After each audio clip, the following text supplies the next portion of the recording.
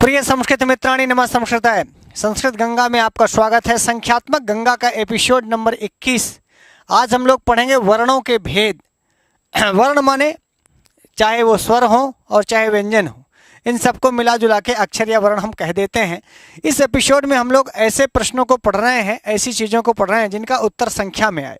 तो आज हम लोग पढ़ेंगे कि जो आ वर्ण है, जो ई वर्ण है, वो कुल मिलाकर कितने प्रकार के हो सकते हैं ना। तो देखिए ये डायग्राम आपके सामने है। वर्ण इधर लिखा है आ, ई, उ और री। संस्कृत यदि आप पढ़ेंगे तो वरदराज अपनी लघु सिद्धांत कौमुदी में लिखते हैं कि आ, ई, उ, री एषाम वर्णानाम प्रत्येकम अष्टादश भेदाः ना। तो जो लोग संस्कृत के पढ़े लिखे लोग हैं, नहीं भी पढ़े तो आप जान लें कि हम लोग अभी तक ककारा पढ़ते थे तो छोटा आ बड़ा आ ऐसा ही पढ़ते थे ना। छोटी ई बड़ी ई, तो छोटी ई से इमली, बड़ी ई से ईख पढ़ते थे, और छोटा आ से अनार, बड़ा आ से आम पढ़ते थे, और छोटा ऊ से उल्लू और बड़ा ऊ से ऊन पढ़ते थे। तो हम केवल दो प्रकार का आ जानते थे, एक छोटा आ एक बड़ा आ, ह्रस्व आ और दीर्घ आ। लेकिन आपको मैं बता दूं कि आ, ई, उ, री हमारे यहाँ पाणिनि ने, खासकर वैयाकरणों ने आ के भी 18 प्रकार के आ बताए। इतना सूक्ष्म अध्ययन व्याकरण का केवल संस्कृत व्याकरण शास्त्र में ही संभव है। मैं आपको बता दूं, इसीलिए बड़ी प्राचीन भाषा है, इसीलिए बड़ी नमकीन भाषा है। नमकीन मैं इसलिए हंसी में कह रहा हूं, प्राचीनता के साथ साथ नमकीनता का मतलब जिसको आप खाते जाएं कभी भी आपको ऊबन नहीं होगी। गुड़ खाते खाते आपका पेट भर सकता है, लेकिन हर गुड़ खाने के बाद आपको नमकीन खाने का मन करता है। तो मैं आपसे कह दूं, नमकीन भाषा कहने का मतलब कि इसे पढ़ करके कभी आप ऊबेंगे नहीं, कभी ऊबेंगे नहीं, और नमक खाने से कभी आपको जल्दी शुगर नहीं होगा। तो मैं आपसे बता दूं कि भाई साहब, आ इस वर्ण का 18 प्रकार से विभाजन हो सकता है। कभी विचार करिएगा कि हिंदी वाले या अन्य भाषा वाले एक ही प्रकार का स्वर है, एक ABCD आप पढ़ेंगे तो ए कितने प्रकार का होता है, बी कितने प्रकार की होती है, सी कितने प्रकार की हो सकती है, ऐसा उनका कॉन्सेप्ट भी नहीं है, ऐसा विचार भी नहीं, ऐसी सोच भी नहीं हो सकती। हमारे यहाँ कहा कि भाई आ ह्रस्व हो सकता है, दीर्घ हो सकता है, प्लुत हो सकता है, और वही आ उदात्त हो सकता है, अनुदात्त हो सकता है, स्वरित हो सकता है, और फिर उसी के बाद वो अनुनासिक और अननुनासिक भी हो सकता है।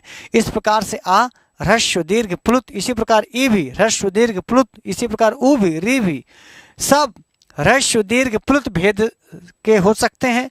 उदात्त अनुदात्त और स्वरित इनका भेद हो सकता है। इसके बाद इनमें अनुनासिक और अनुनासिक भेद हो सकता है।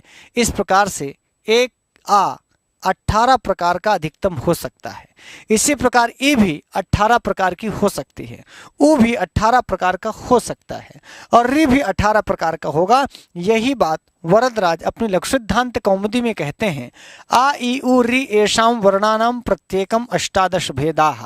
आ, ई, उ, री इन वर्णों के प्रत्येक के 18 भेद हो सकते हैं। तो देखिए, आ के सामने 18 लिखा हमने, ई के सामने भी 18 भेद, उ के भी 18 भेद, और री के कुल मिला के 18 भेद।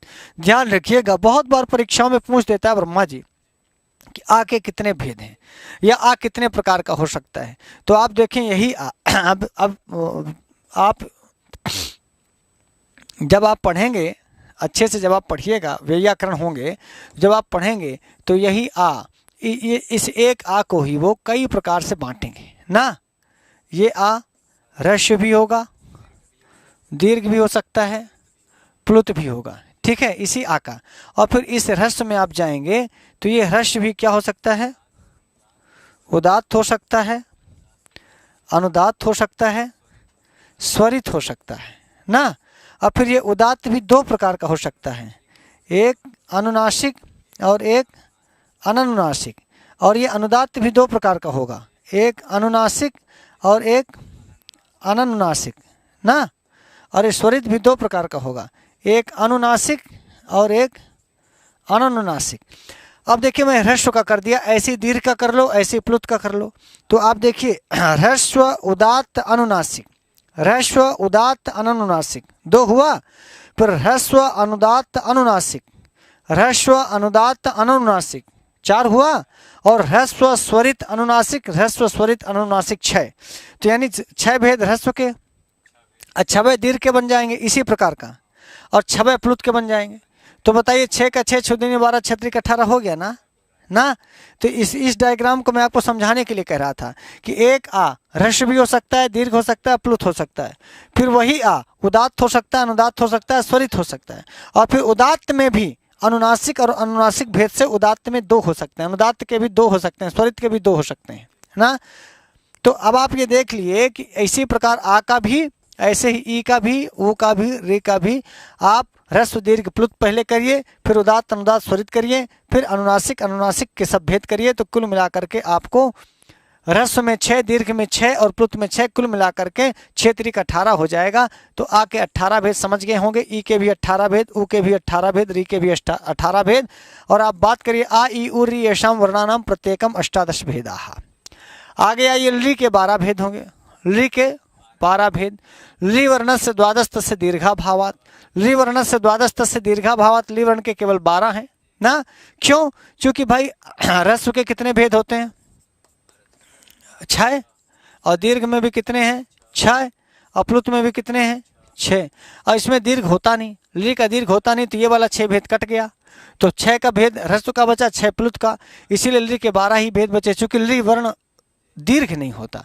अभी हम लोग जब विभाजन कर रहे थे तो आप देख रहे थे कि ह्रस्व का हमने उदात्त अनुदात्त स्वरित और अनुनासिक अनुनासिक, फिर अनुनासिक अनुनासिक और स्वरित का भी अनुनासिक अनुनासिक भेद से ह्रस्व के 6 भेद, दीर्घ के भी 6 भेद, प्लुत के भी 6 भेद।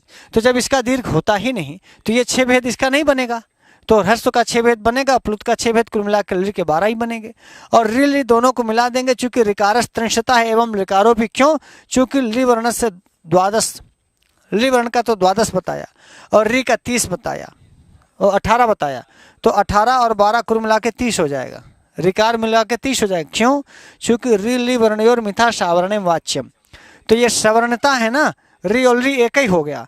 तो री के हो गया 18 और ली का हो गया 12, और री ली वर्णयोर मिथा सावर्ण वाच्यम से दोनों हो गए सवर्णी, और सवर्णी होने से री ली दोनों का भेद 30 हो गया। यही बात लिखते हैं ऋकारस त्रिंशता है एवं ऋकारोपी। चाहे ऋकार का भी आप 30 कह सकते हैं, ऋकार का भी 30 कह सकते हैं, क्योंकि री और ली आपस में सवर्णी है। री और ली आपस में, यदि री ली आपस में सवर्णी है तो री और ली का भेद भी तो समान हो गया। तो री का भेद 18 था और ली का भेद 12 था, तो 18 12 30 हो गया। यही बात लिखी ऋकारस त्रिंशता एवं ऋकारोपी। ऐसे ऋकार के भी 30 भेद कहे जाएंगे। और ए के 12, एचाम अपि द्वादश। क्यों? क्योंकि इनका ह्रस्व नहीं होता। फिर से मैं बता दूं कि भाई ह्रस्व का 6 है और दीर्घ का भेद 6 है और प्लुत का भी भेद 6 है। तो अब इसका ना, इसका ह्रस्व नहीं होता, ए ओ आई ओ का ह्रस्व नहीं होता, तो ये 6 दीर्घ का भेद बनेगा, 6 प्लुत का। तो इसीलिए ए के 12 भेद हैं। एचाम अपि द्वादश। और आगे लिखा भी है गुरुजी, ये लिखा तेषाम ह्रस्वा भावात। ओ का ह्रस्व नहीं होता, एक आई का भी ह्रस्व नहीं होगा, औ का भी ह्रस्व नहीं होगा। तो देखो, यदि ह्रस्व होता तब तो 6 भेद बनता, दीर्घ का 6 भेद बना और प्लुत का भी 6 भेद बना।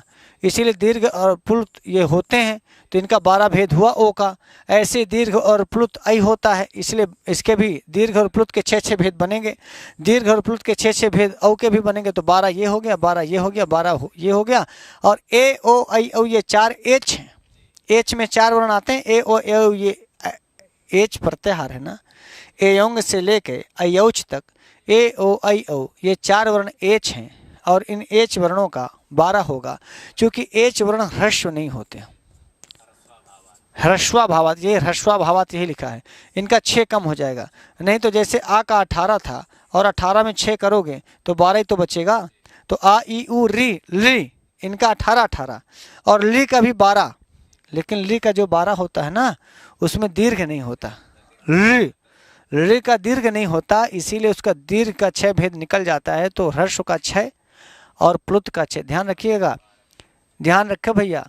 ली का दीर्घ नहीं होता लेकिन प्लुत होता है भैया, ह्रस्व भी होता है ली का। इसका बहुत लोग दिमाग लगाते हैं कि जब ली का दीर्घ नहीं होता तो प्लुत कैसे हो गया। तो प्लुत इसका भाई दीर्घ नहीं होता, दीर्घ नहीं होता चूंकि दीर्घ की आवश्यकता नहीं थी भाषा में। भाषा में आवश्यकता होती तो ली दीर्घ भी हो जाता, लेकिन प्लुत की आवश्यकता थी, उसका प्रयोजन था, इसलिए ली का ह्रस्व होगा और प्लुत होगा। ह्रस्व भेद भी होगा, प्लुत भी होगा, दीर्घ नहीं होगा। लेकिन ए ओ आई औ ये जो एच वर्ण है 4, इनका ह्रस्व नहीं होगा, दीर्घ और प्लुत होगा। ये हमेशा जब आप बोलेंगे ए, ओ, ऐ, औ, तो दो मात्रिक इनका उच्चारण होता है। तो दो मात्रिक, हाँ, ह्रस्व में हो ही नहीं सकता। तो अब आप समझ गए, ली का दीर्घ नहीं होता ना, और ए, ओ, ऐ, औ इनका ह्रस्व नहीं होता, नहीं, ह्रस्व नहीं होता। तो इनके 6 भेद, इसका 6 भेद कट गया, कौन वाला, दीर्घ वाला। तो इसका भी कितना बचा, 12। और ए, ओ, ऐ, औ इन चारों का ह्रस्व 6 कट गया, तो इनके भी 12 भेद बचे। तो ए भी 12, ओ भी 12, ऐ भी 12 और औ भी 12 और ली भी 12। कारण अंतर है, इसका दीर्घ नहीं होता, इनका ह्रस्व नहीं होता। और ये बड़ा इंपॉर्टेंट हो जाता है, बहुत बार परीक्षा में पूछ लेता है कि भाई ली का क्या, कौन सा वर्ण नहीं होगा, तो ली का दीर्घ नहीं होगा। और ए, ओ, ऐ, औ नहीं होता, कभी भी ह्रस्व नहीं हो सकता, क्योंकि ह्रस्व के उच्चारण काल में 1 मात्रा काल और दीर्घ के उच्चारण काल में 2 मात्रा का काल और प्लुत के उच्चारण काल में 3 मात्रा का काल। सही है ना। तो ये आपको ध्यान में रखना पड़ेगा। कर लेंगे ना, वीडियो में ध्यान नहीं दे रहे हैं प्रभा, हाँ, बैठ के वहाँ अंदर वीडियो देख रहे हैं। इनको सबको ना छड़ी लेके मारना पड़ेगा कभी। यहाँ तक समझ गए। अब देखिए, या के 2 भेद, या के 2 भेद, अनुनासिका अनुनासिक भेदेन यवला द्विधा। देखिए, या अनुनासिक भी हो सकता है, अननुनासिक भी हो सकता है। तो या और वा और ला, ये 2 वर्ण भी 2 होते हैं। ये बड़ी मज़ेदार बात है। अनुनासिक और अनुनासिक भेदेन यवला द्विधा लिखा है। तो आप पूछेगा कि देखो ये रा नहीं है, हाँ? रा को 2 प्रकार नहीं बताया, ये भी ध्यान रखना। रा का 2 प्रकार ब्रह्मा जी केवल यवला द्विधा कहा, तो यवला में या वा ला आएगा। रा से रथ का 2 भेद नहीं तो हम लोग पढ़ते हैं या से यज्ञ, रा से रथ, ला से लट्टू, वा से वट। लेकिन यहाँ यावा ला, तो यवला द्विधा की बात हो रही है, यारा लावा की बात नहीं हो रही है। तो या वा ला ही केवल 2 प्रकार के होंगे। इंटरव्यू में जाएंगे तो पूछ लेंगे अच्छा यवला द्विधा होता है तो रा का कितना भेद होगा, तो आपको बताना पड़ेगा कि रेफ नहीं होता, रेफ का भेद। ठीक है, अब आप यहाँ तक पहुँच गए। सवर्ण संज्ञा विधायक सूत्र है तुल्यास्य प्रयत्नम सवर्णम। ठीक है, और सवर्ण संज्ञा करने वाला वार्तिक है री ली वर्णयोर मिथा सावर्ण्यम वाच्यम। री ली वर्णयोर मिथा सावर्ण्यम वाच्यम पूछ लेता है सवर्ण संज्ञा करने वाला वार्तिक कौन है। तो री ली वर्णों की आपस में सवर्ण संज्ञा होती है इसी वार्तिक से। री ली वर्णयोर मिथा सावर्ण्यम वाच्यम इसी वार्तिक से हो रही है। और सवर्ण संज्ञा करने वाला पाणिनि का सूत्र है तुल्यास्य प्रयत्नम सवर्णम। ध्यान रखिएगा, ये सूत्र है और ये वार्तिक है ना, ये वाला सूत्र है और ये वार्तिक है। तो तुल्यास्य प्रयत्नम सवर्णम ये सूत्र है और रीली वर्णयोर मिथा सावर्ण्यम वाच्यम ये वार्तिक है। और सवर्णियों का बोधक सूत्र है अनुदित सवर्ण से चा प्रत्यय। ये सवर्ण का बोध कराता है, तो सवर्ण का बोध कराने वाला सूत्र है अनुदित सवर्ण से चा प्रत्यय। कोई दिक्कत? तो ये रही आपकी लाइव क्लास सुबह 8 बजे और शाम को 8 बजे जो चलती है, नित्य चलती है भैया। तो आप सुबह 8 बजे और शाम को 8 बजे इस लाइव कक्षाओं से जुड़ सकते हैं। और आप ये देखेंगे कि एक बार चाहे सुबह का हो चाहे शाम का हो, एक बार आप जल्दी जल्दी दोहरा लीजिएगा। संख्यात्मक गंगा का एपिसोड नंबर 21 आप पढ़ रहे हैं। वर्णों के भेद में हम लोग चर्चा कर रहे थे कि आ के 18 भेद। अभी आ ई उरी येषाम वर्णानाम प्रत्येकम अष्टादश भेदा में आपसे कभी पूछे कि आ ई उरी इत्यादि के कितने भेद, तो 18 लिख देंगे। और ली के 12 भेद लिखेंगे। क्यों? चूंकि ली वर्ण से द्वादश से दीर्घा भावा, दीर्घ नहीं हो रहा था, इनकी चर्चा मैं कर रहा था। एक बार दोहरा देता हूँ जल्दी जल्दी आपको। और री ली दोनों मिला देंगे तो लिखा है ऋकारस्त्रिंशता एवं ऋकारोपी, तो 18 भेद री के और ली के 12 भेद कुल मिला के 30 हो जाएंगे। 18-12 क्यों ब्रह्मा जी? और ए ओ ऐ औ इनके 12-12 भेद होते हैं, चूंकि ह्रस्व नहीं होता। एचामपि द्वादश तेषाम ह्रस्वा भावात, ये भी आपने पढ़ लिया। और ये वाला द्विधा, इससे अनुनासिक और अनुनासिक भेद से या वाला के 2 भेद होंगे, रेफ के 2 भेद आप नहीं करिएगा, ये भी आपको बता दिया गया। श्रवण संज्ञा का सूत्र पूछे तो तुल्यास्य प्रथम श्रवणम आपको लिखना है। श्रवण संज्ञा का वार्तिक पूछे तो ली वर्णयोर मिथा श्रावणम वाच्यम लिखना है। श्रवणियों का बोध कराने वाला सूत्र पूछे तो अनुदित सवर्ण से चा प्रत्यय लिखना है। लाइव कक्षाएं सुबह 8 बजे और शाम 8 बजे आपको मिलती हैं। जो लोग नहीं देख पा रहे हैं उसको देख लीजिएगा। जहाँ भी रहें स्वस्थ रहें, व्यस्त रहें, मस्त रहें। इन्हीं शब्दों के साथ हम फिर नई वीडियो के साथ आपके सामने उपस्थित होंगे, लेकिन तब तक के लिए इतना ही। नमः संस्कृताय।